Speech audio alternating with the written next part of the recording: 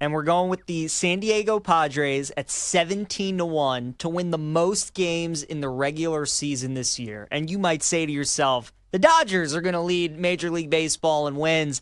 I'm not so sure, folks. I think San Diego, the start that we've seen, I kind of think it's sustainable. And look, the Dodgers, I mean, they're so talented. Obviously, pitching rotation, lineup, they're probably going to win over 100 games, but kind of think San Diego is too, Brad. This team is so much fun to watch right now. Their lineup's on fire. Their pitching staff's really good. But I think the difference with the Padres is how much that city loves that team. They sell out just about every night, right?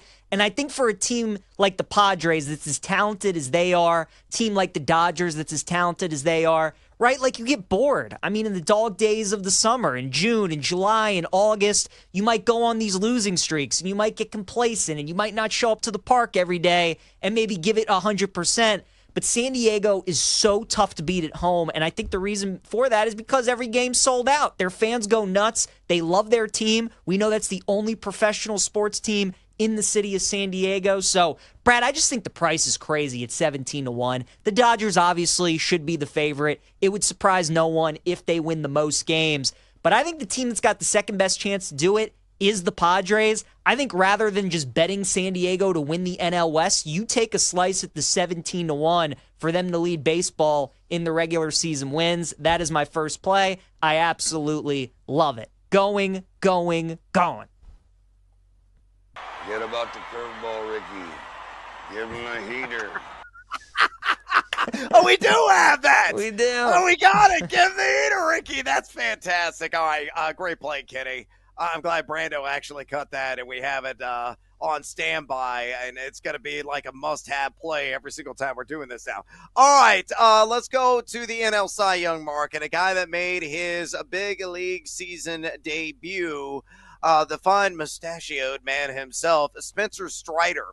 For NL Cy Young, he's right now 14-1. I know he's coming off a pretty catastrophic arm injury, but the velo was rock solid in his debut. Touched 95 on average, 95.4 to be exact, with a heater.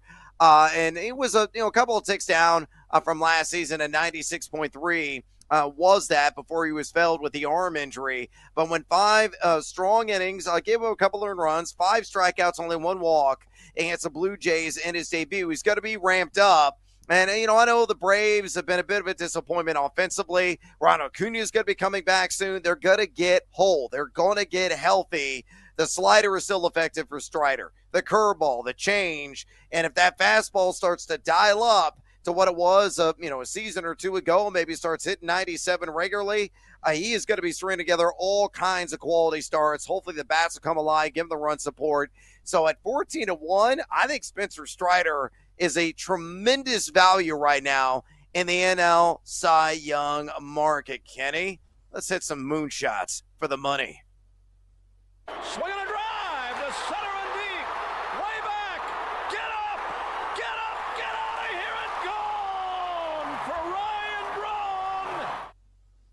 Speaking of the great Bob Uecker, awesome call there. I'm going to go with my Orioles, Brad. I'm going to go with them to miss the playoffs right now. I'd lay the juice at -145. I know they're winning again tonight, 6-2, but their pitching rotation seriously is one of the worst in baseball. And Kyle Bradish probably is going to be back till August. We know they lost Corbin Burns this offseason. Grayson Rodriguez, who was supposed to be back at the end of the month, was supposed to throw a bullpen session today. He had some soreness in his arm, and now he's getting an MRI tomorrow. The pitching staff is a mess. They got 80-year-old Charlie Morton that I got to watch trot out there every 5 days to throw for them. And the lineup, it's just hit or miss. They rely way too much on the home run ball. When the O's are hitting the long ball, it looks great, and they put up a bunch of runs. When they're not, they really struggled to score. So I just think, this was an offseason where they needed to get aggressive, and the front office and their general manager, Mike Elias, just did not do it. Their manager, Brandon Hyde, stinks. He's not very good at all. The vibes around this team, Brad, are not good. I don't think they're going to make the playoffs, so I would lay the juice with them at -145. Kenny, she's out of here. Just a bit outside. He tried the corner and missed. All right, excellent call there. Another Bob Eucharism. Let's go to my Chicago Cubs. Go Cubs, go! Go Cubs, go! I'll take the over on 89.5 total wins for the season. Right now, a plus 100. So even Steven Jews there at BetMGM. I think the Cubs are going to win 90 this year. They have just played their roughest batch of games of the year. I mean, the first month of the season was a murderer's row for the Northsiders, and, they came out, smelled like a rose really on the other side. They split in the 4-game series against the Padres. They won the series against the LA Dodgers, again, on the road. Now they're going to turn to Wrigley. The Mercury's going to start rising. The warm weather is on the immediate horizon. The Cubs, rest of season, from this point on, have the second easiest remaining schedule of any team in the major leagues. Oh, and on top of that, they're numero uno in total run score. They've been the hottest offensive club in the big leagues. They've scored 124 runs this season. The starting five, excellent. The bullpen, highly questionable. There's no doubt about it. We got injuries. We have ineptitude. Calling up Palencia, I think, was a must move, and he's a lively arm, can hit a hundo with the gas. He's a guy that could really bring the noise. They may have to really invest in that back end of that bullpen as the season progresses to be highly competitive. Maybe they got to invest in the services of Sandy Alcantara as well as a fifth starter. They'll make the moves necessary. They're the class of the NL Central. And again, given the easy slate they have remaining, I think they're going to win 90 games. So again, give me the over 89.5 total wins with the Chicago Cubs at plus 100. Kenny, let's hit a tater shot. The Cubs are gonna win today.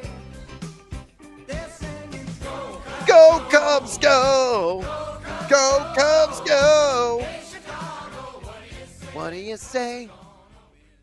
I gotta say that is a catchy song. Like I wish I was a Cubs fan just so like I could sing that after every game. Although we do have Orioles Magic, which is an electric song as well. Yeah. I will go to New York though.